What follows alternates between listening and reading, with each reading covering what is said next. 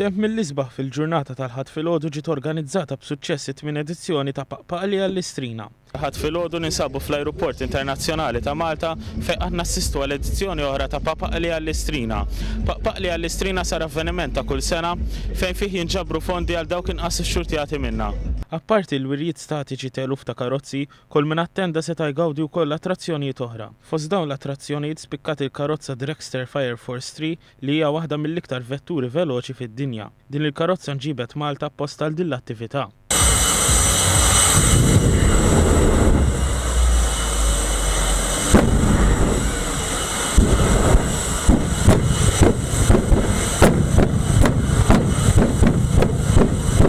Attrazzjoni oħra ingħatat mis-sewwieq professjonali Margalja li għamilha taħallil b'żewġ karozzi mill-iskwadra tar-Rapid Intervention Unit jiġru warajh biex jaqbduh. Kien wara ħafna taqtieħ tal-qalb lill pulizija minn din l-iskwadra irnexxielhom jaqbduh wara diversi manuvri.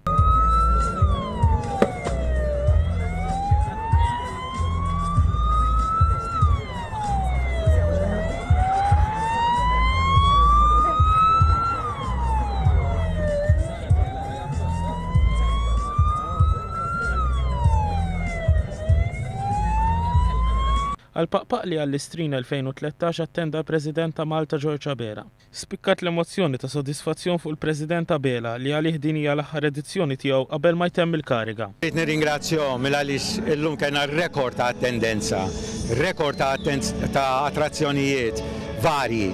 U allura n-nies li konkorrew ngħidilhom grazzi għaliex din hija kontribuzzjoni oħra qawwija li tmur fil-karus nazzjonali tal. Daw l-attrazzjonijiet niżlu tajjeb ħafna mad-dilettanti tal-karozzi li ħafna minnhom ta' kull sena jieħdu l-opportunità biex jesebixxu l-karozzi tagħhom għal għan nobli bħalma kien dak tal-ħadd filgħodu fl-ajruport ta' Malta. Sfera sabiħa, ovvjament ġejtaw ħabba l-karozzi, il-teltan tal-karozzi. Xtaraw kien hawn il-jet car eżempju u hija xi ħaġa sabiħa wkoll ngħinu l-minu fil-bżonn mhux hekk. Ħafna karozzi, ħafna xtara, għad-dilettanti jieħdu pjaċieru. Jiena kull sena ndaħħal il-karozza, is-sena tħanna bla Rek 7. Niġi għax naraw karozzi ma tarax kuljum u niġu nieħdu gost. F'din l-edizzjoni ġew irkantati diversi karozzi antiki li l-flus minnhom kollu ħajmur għall-Istrina. Fi żjara tiegħu il-ħadd filgħodu l-President George Abela kien akkumpanjat mill-Ministru għat-Turiżmu Carmenu Vella, preżenti wkoll kien hemm iċ-Chairman tal-Awtorità tat-Turiżmu Gavin Gulija u l-kelliem tal-Oppożizzjoni David Agius.